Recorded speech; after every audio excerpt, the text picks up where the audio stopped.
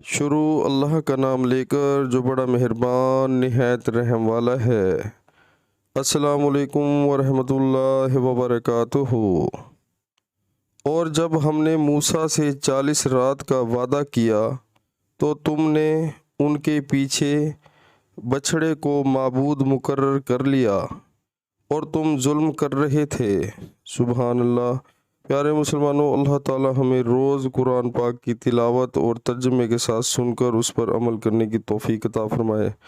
प्यारे मुसलमानों, 5 वक्त नमाज अल्लाह ताला हमें बाजमात पढ़ने की तौफीक अता फ़रमाए। दुनिया की जो ज़िंदगी है वो आर्जी है और आखिरत की जो ज़िंदगी है वो हमेशा रहने वाली है। प्यारे मुसलमानों, हम आजकल के दौर में, अल्लाह माफ़ करे, नाउज़ुबिल्लाह, अल्लाह ताला हमारी बख्शिश फरमाए, हम लोग 95% लोग नमाज को इग्नोर कर देते हैं और दुनिया के जो काम हैं और जो शैतानी रास्ते हैं उन पर चल पड़ते हैं।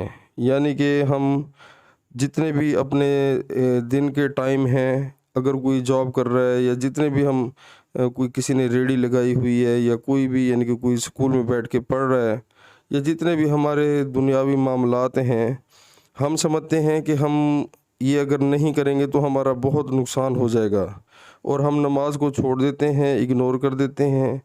इसमें अल्लाह ताला की नाराज़गी है, क्योंकि जो बंदा नमाज नहीं पढ़ेगा वो दोज़ख में जाएगा। तो रोज़े क़यामत वाले दिन सबसे पहले जो सवाल होगा कब्र में होगा वो नमाज के बारे में होगा, जिसको आज हम लोग छोड़ चुके हैं। तो प्यारे मुसलमानों, अल्लाह और अल्लाह के रसूल सल्लल्लाहु अलैहि वसल्लम के जितने हुक्म हैं उन पर चलने की कोशिश करें। इसी में जो है हमारी सलाह है और इसी में फलाह है। तो प्यारे मुसलमानों, नमाज को जन्नत की कुंजी कहा गया है। तो नमाज जब हम नहीं पढ़ेंगे तो हम जन्नत की कुंजी कैसे हासिल करेंगे?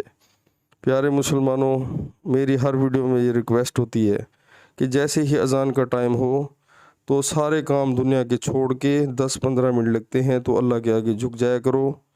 इसी में हमारा फ़ायदा है। दुनिया के जो ये माल है, ये दौलत है, ये औलाद है, ये शान व शौकत है, ये हर चीज़ ख़त्म हो जानी है।